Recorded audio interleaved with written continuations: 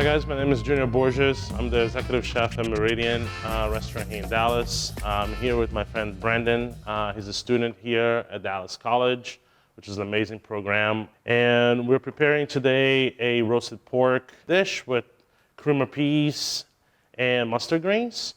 Kind of something that is still kind of pretty much like a play on a pork and bean dish, but still really good for summer. So let's start. We start first by cooking the peas. The peas takes about an hour to cook, so you want to get those started.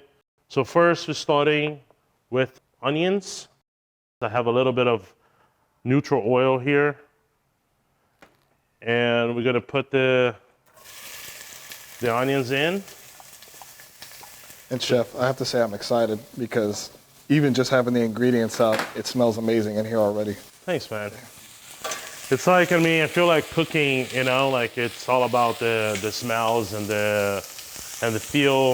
And I think you will be pleased to kind of see how the recipe comes together, and it's very simple, I think it's very easy for a home cook to execute.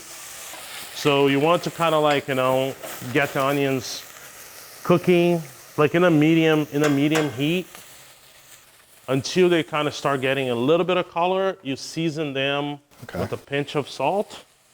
Like the salt helps kind of extract the moisture of the onions and starting kind of sauteing them. And kind of helping with the cooking Helping with the cooking. So the onions are kind of getting a little bit of color and starting to kind of melt. We're gonna start adding the stuff. So we add the peas.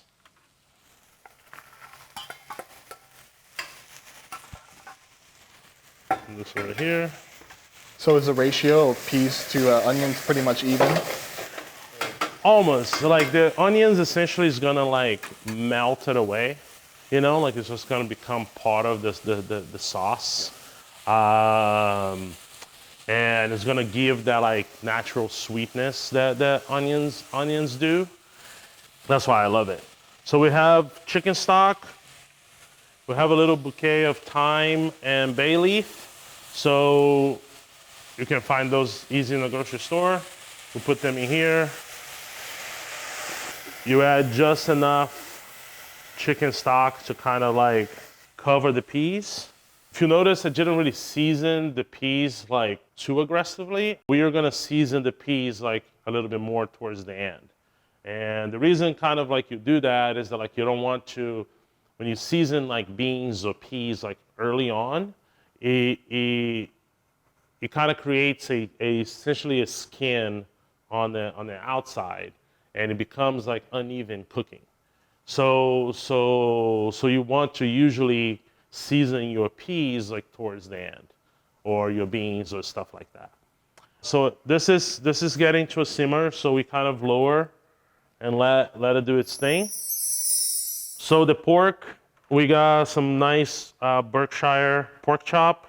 What I like to do is that for any protein, really steak, pork, even fish, you want to kind of bring to room temperature a little bit.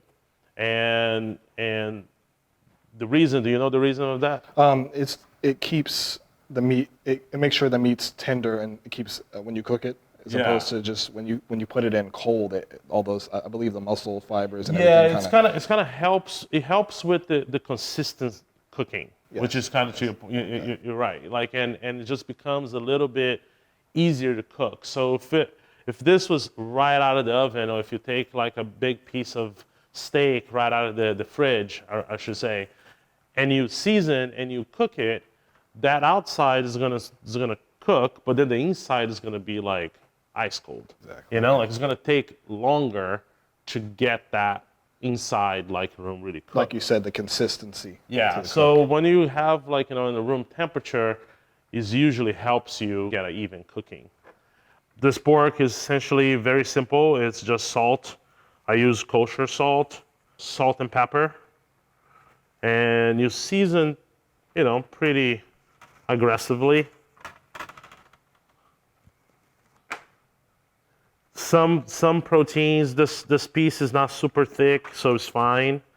But if you wanted to kind of, if you had like a big rack, right? You almost want to season that like an hour before, because then the salt really starts to pull the moisture and it starts to really getting into the meat. I'm gonna move the piece to the side, bring our saute pan, keep the piece cooking, and we're gonna get ready to start kind of cooking the pork. Sounds good. Add a little bit of neutral oil again.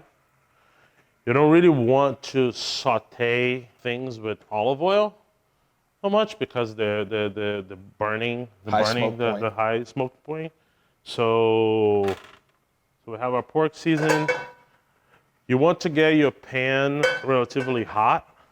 That's what is gonna seal the juices, and you're gonna get a nice sear on the pork.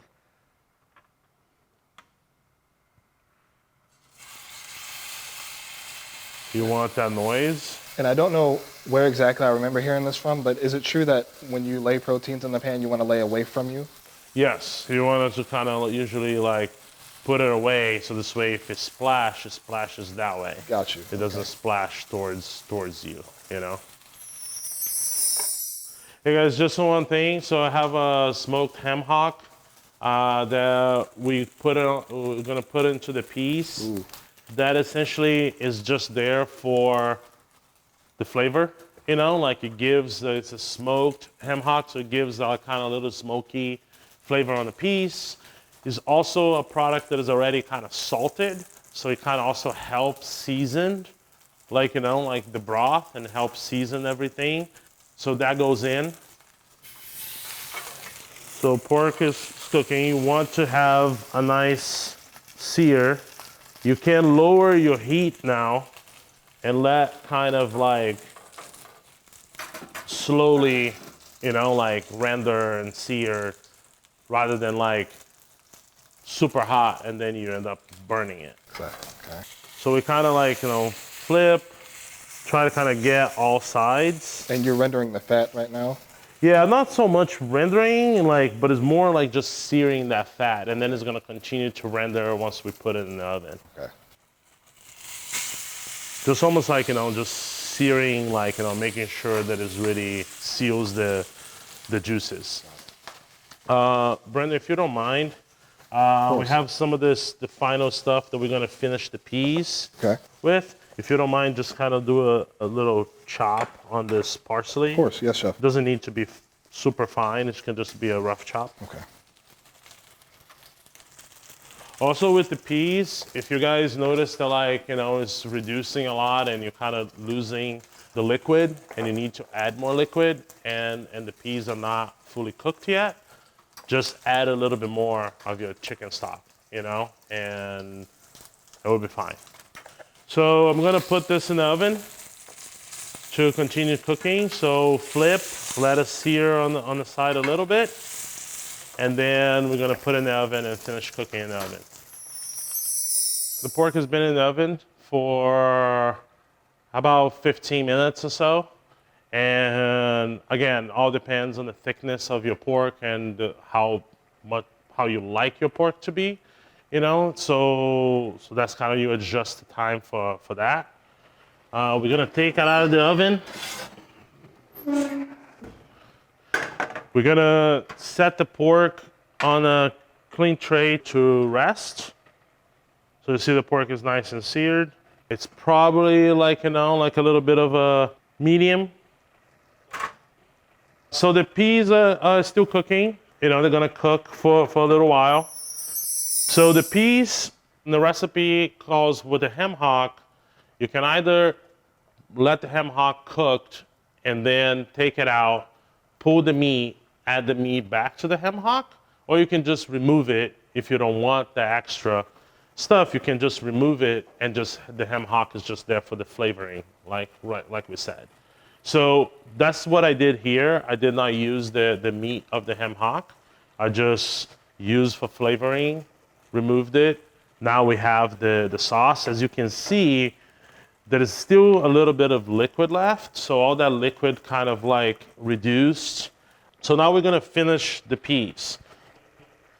We're gonna add, we have Dijon mustard, butter, herbs, and lemon juice. Or lemon cheeks. You know, I love fresh citrus. I love like, you know, just how bright it gets and how kind of like, you know, bright your food kind of like imbalances.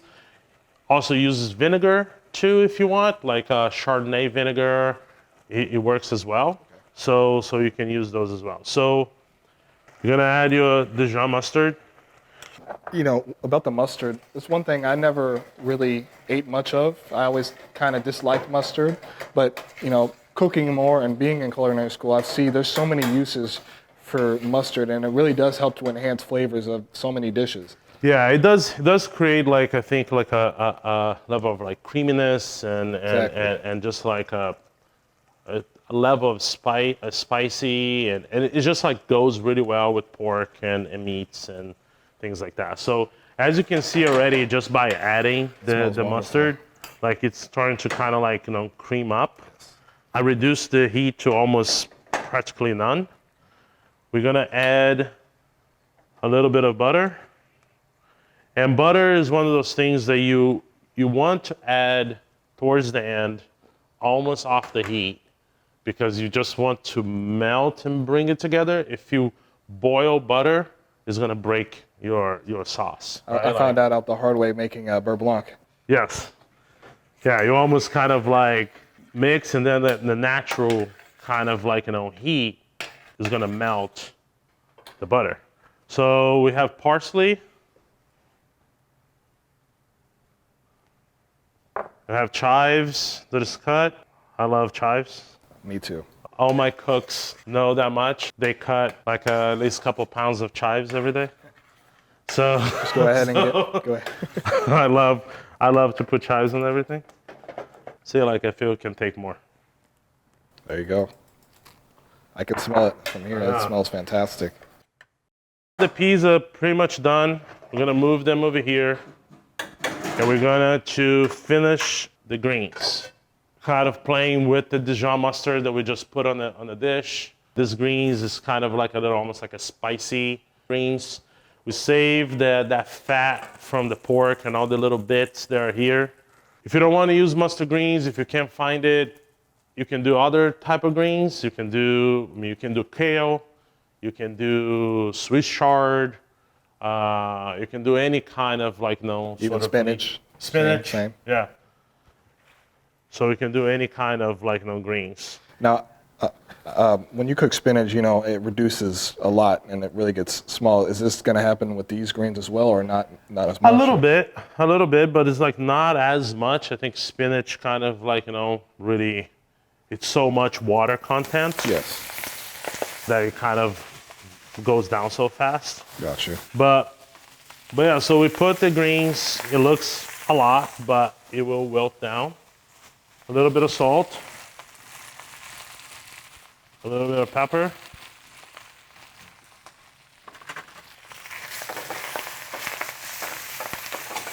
And again, as you see, like, starting to wilt down. I see. But it's not so much, Okay. I don't really love to cook down so much. I think for the purpose of this dish, this is something you could do just like the pork. The pork can also, something that can be, so I finish with a little bit of lemon juice. To add that freshness. Yeah. The mustard greens and the pork are something that you can do on the grill. Again, summertime, if you wanted to grill all that stuff, you can. Like, you can grill the pork, the greens. You can either get a grill pan or you can just go right into the grate. We took these greens out of the stalk, but you don't really have to do that. Like, you can just trim the stalk and then just kind of season and grill with the stalk. It would be easier to kind of take them their way. The peas are done. We're just gonna season them with, again, fresh lemon juice. You know, you can juice the lemon ahead of time. I usually cut little lemon cheeks, as we call in the restaurant. You mind passing me that plate? Of course. So, gonna do this. Let's kind of cut the pork. So this is, remember, as a pork chop, you can serve with the bone on, or you can remove off the bone. For the purpose of this, I'm gonna remove off the bone.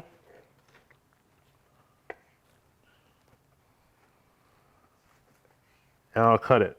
Still nice and juicy. Yeah, it's kind of like it didn't really, yeah, you know, like to see it's kind of like it's still a Oh yeah. medium, fantastic. medium well, but it's still like, you know, nice and evenly cooked. Peas, as you see, they're kind of like loose, and that's essentially like your sauce, Oh, okay. right? I mean, that's kind of like, that's why we want them a little soupy and a little kind of like, you know, saucy. And I'm sure that juice really adds a nice flavor to the pork. Yeah. You know, and again, this is something you can plate it like that, or you can do it in a big bowl, right? Like you can just put in a big bowl on the table. You can put the greens in another bowl, pork in a tray. I like to kind of, I mean, you can put a whole thing. I usually leave the ends as my snack. And then, and feel free to, like, I mean, you're cooking this for yourself, and it's like, use your hands. I love using my hands and touching and feeling the food. So see, like, I mean, it's kind of like nice and wilted, but it's not. And that's kind of like, you know, the whole dish. I usually like to finish with olive oil.